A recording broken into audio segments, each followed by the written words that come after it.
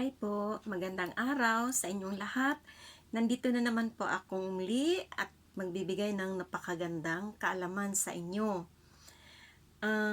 Shout out sa lahat kung taga-subaybay, sa lahat ng mga subscriber sa maliit kong channel.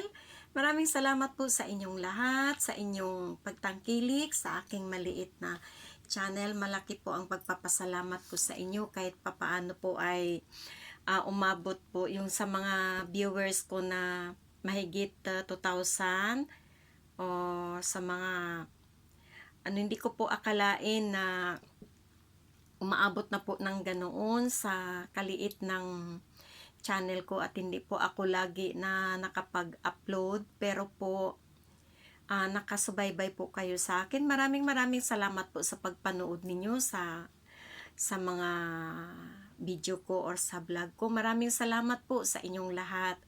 At alam ko po ay kayo po ay naniniwala at gumagawa din ng at nagawa nyo din yung mga iba kong pinabahagi sa inyo. Maraming salamat po sa inyong lahat. And shout out pala sa lahat po ng mga relatives ko, sa lahat ng mga kaibigan ko, sa mga viewers ko, saka sa mga subscriber ko. Kahit maliit lang po itong channel natin, ay sana po ay napasaya ko po kayo lagi. And nandito lang po ako para sa mga katanungan at pasensya po sa iba na hindi ko po na-replyan kasi po minsan po ay nabusy din po ako sa trabaho ko kasi every day po ako nasa work and Saturday lang po ako makapag-vlog at saka makapag ng lahat ng mga videos ko naka-review kung sinong may mga message. Pasensya na po kung yung iba ay na-delay or na-late ang pag-reply ko. Pasensya po kasi minsan hindi ko na po na isa-isa lahat. At shout out din sa lahat ng mga kaibigan ko, mga relatives ko dyan sa Japan. Ingat kayo dyan sa Melbourne, sa Australia, sa Sydney, sa New Zealand, sa Dubai, sa Qatar, and Lebanon, and North Carolina, sa Texas, Dallas, Texas, and sa Saudi, and sa Bahrain po, tsaka sa Pilipinas po, sa mga pinsan ko, sa mga kapatid ko, dyan sa Laguna, kumusta, I love you ate ko, and then sa probinsya po kay ate Chris, sa mga pinsan ko, lahat na po kayo dyan. Kayong paborito kong insan dyan na gwapo, Antoy Balderas po, kumusta, ingat ka lagi dyan to. And then sa pamangkin kong si Ugi sa Batangas, bunso, happy birthday kahapon, pasensya na po at hindi ka na ni tita mo na great kasi po medyo sumama yung pakiramdam ng tita mo. So happy birthday bunso, I love you, wish you all the best, good luck and good health. Sana po ay mataas pa po yung maabot mo sa buhay mo at saka maraming salamat sa kabaitan mo. Ingat ka bunso. And then ito pong ibibigay ko sa inyo ngayon ay napakaganda po, but usually po minsan ay nangyayari po ito dito sa kahit saan na lugar or sa mga buhay natin ay nangyayari po ito. So syempre kung tayo po ay normal, natural pa lang po yung nagmamahal tayo, at least alam natin kung nagkamali man tayo. Pero ito pong ibibigay ko sa inyo ay napakaganda po ito. Pinakasimple, pero ang ano lang po nito, ang sasabihin ko po sa inyo ay bago po ninyo ito gagawin ay ihanda po ninyo ang inyong sarili. Nakakapokus po kayo talaga at walang ibang iniisip na mga problema or ibang iniisip na activities. Kasi ang sabi ko po sa inyo, pag kayo po ay gumagawa ng mga spell or halimbawa may nakita kayo sa videos ko na gusto nyo pong gagawin, naangkop po sa inyong problema, ang sasabihin ko po sa inyo ay focus ang inyong isip, linisin nyo muna yung sarili nyo na wala kayong ibang nagbagabag sa isip ninyo, especially sa mga ibang gawain ninyo or ibang mga iniisip, ibang problema, ganun po. Kasi kailangan po nito ay yung concentration, yung focus mo, yung positive mo, kailangan po ito na talagang yun ang dapat mong panghawakan kung ano yung gusto mong gawin. So ito po, ang spell po na ito ay very simple pero effective po ito. Basta gawin mo mula sa puso, mula sa isip, at saka panalangin na rin na mag-grant at saka arinawa magiging okay ang situation ng inyong relasyon. So ang spell na ito ang ibibigay ko ay kung paano mahalin ka niya habang buhay at mas lalo ka pa niyang iisipin at lalo ka pa niyang mahalin kung may alitan man kayo ay magiging magkaayos ang inyong problema. So ito po ay pinakasimple po, pero ang sabi ko sa inyo, kahit pinakasimple, pero kailangan po bigyan ninyo ng buhay ang pagwiwis ninyo, ang paggawa ninyo na para ma-achieve ninyo yung resulta at talagang magiging successful ang ginagawa ninyo. So, simple lang po ang gagawin po natin ngayon ay kukuha po kayo ng isang cleared na baso. Ayan, clear po siya. And then, red pen. Kasi sabi ko sa inyo, pag love spell, kailangan po natin ng red pen. And then po, kapirasong papel. Ayan po, kapirasong papel lang po siya. Yan. And then po ay half glass of water. Ayan po. At saka po ay ang rock salt.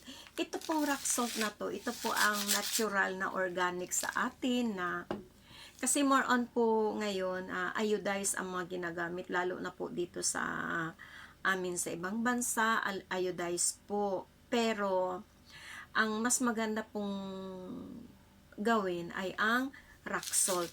Ito pong rock salt ay napakamura lang po nito. Mabibili po natin ito ng tingi-tingi sa palengke, tag 5 pesos, 2 pesos, 3 pesos, ganun po yung mga tingi-tingi.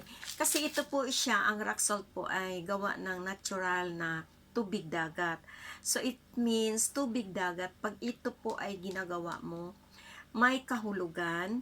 At kung parte po sa lahat ng wish mo, kahit nasa mga negosyo, ito po ay may mga magalaking pakinabang.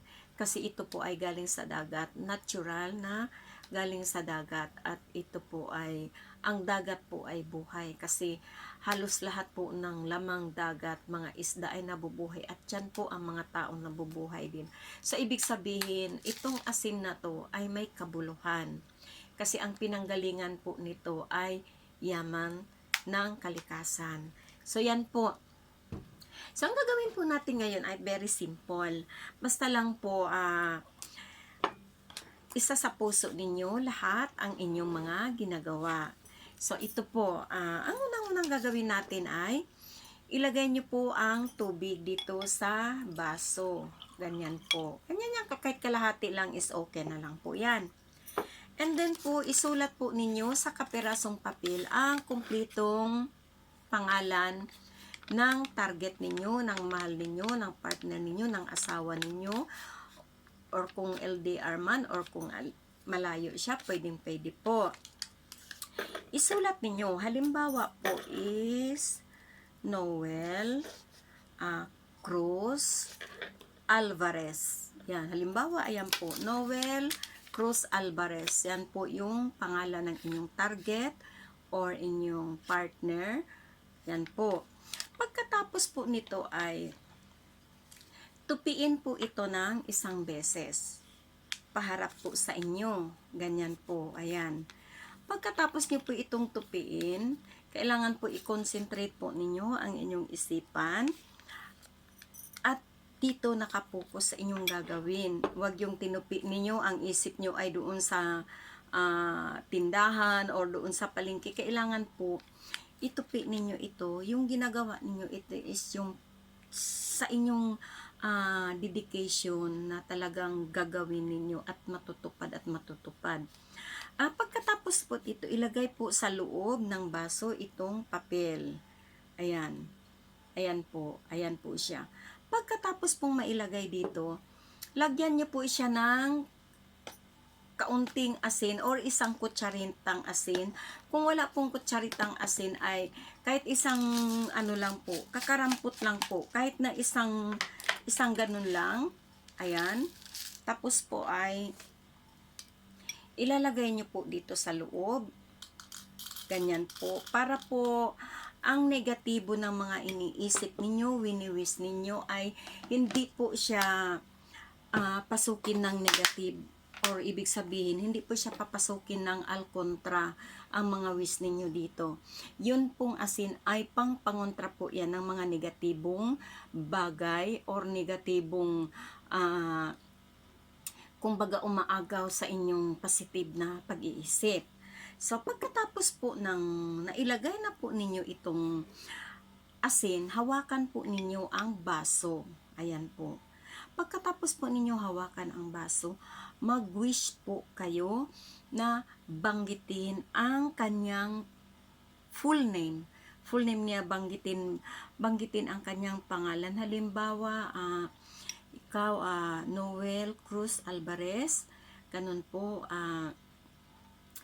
kahit po ano ang gusto mong i-wish na para sa inyo, na wala kang galit sa isip mo, wala kang galit sa puso mo, o kahit anong wish na para sa inyo ay pwede mo siyang gagawin. Halimbawa, ang gusto mong mangyari ay lalo ka pa niyang mahalin. Halimbawa, ikaw, Noel Cruz Alvarez, sa pamamagitan nito na ginawa ko, taos pusong po akong nagwiwis dito na hindi na po tayo magkahiwalay at pamahalin mo pa po ako ng lubos at sa katapatan, hindi ka na po lilingon sa iba, at habang buhay po tayo magkasama, yung mga plano natin at pangarap ay matutupad na tayong dalawa at hindi po tayo magkakahiwalay kahit kailanman. Mga ganun pong mga wish na talagang magandang mga wishes mo para sa inyong dalawa, yung i-vision mo, i-telepathy mo lahat yung kanyang hitsura, yung kanyang figure niya na parang siya yung kausap mo, pero actually dito mo siya kinontak ang isip niya dito sa pamamagitan ng galing sa puso at isip mo, na talagang granted yung mga wish mo para sa inyong dalawa. Pagkatapos mong mag-wish dito, basta i-wish mo na lahat-lahat ng gusto mong i-wish ng walang pag-alinlangan, yung walang ibang sa isip mo na hinanakit or wala, basta yung walang pag-alinlangan na mula sa isip at puso mo, talagang ginawa mo ang wish mo para sa kanya, para sa inyong dalawa. Pagkatapos mo dito mag-wish, ilagay mo ito sa ilalim ng kama ng 3 araw. Halimbawa, gagawin mo ito ng Martes. So, Miyerkules ka na magbilang. Miyerkules, Huwebes, tamang-tama. Martes is, paggawa mo ng Martes, then Miyerkules mo siya, simulan ng bilang. Miyerkules, Huwebes, Biyernes. So, magtatapos po ito ng Friday. Pagkatapos po ito, kunin mo na po ito siya. Gawin mo ito ng 6 p.m. ng 6 a.m. ng Martes ng umaga. Pagkagising mo, gagawin mo na siya. Then, ilagay mo sa ilalim ng kama. And then, kinabukasan, magbilang ka na, good for 3 days. So, ibig sabihin, Friday siya magtatapos. So, kunin mo na ito doon. Ngayon, kung may mga halaman ka, let's say may mga bulaklak ka na nasa paligid mo or palibot mo or nasa loob ng bahay mo, idilig mo na po ito.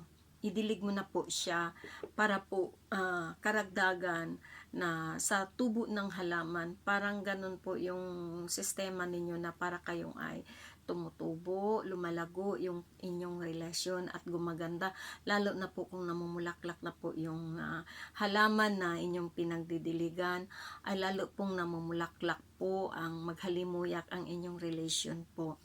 Pero take note po, kailangan po gawin mo ito talaga ng nasa puso mo, with kung pwede pagwiwis mo na with halong emotion na talagang yung gusto mong makamtan, ay napakaganda po nun.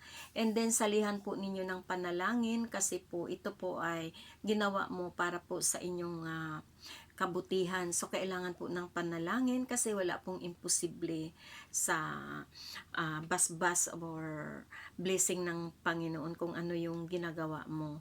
So kailangan po, kahit na ginawa mo ito, pero kailangan din po na isali mo po para gabayan po ng Holy Spirit, or gabayan po ng magandang resulta ang inyong ginagawa.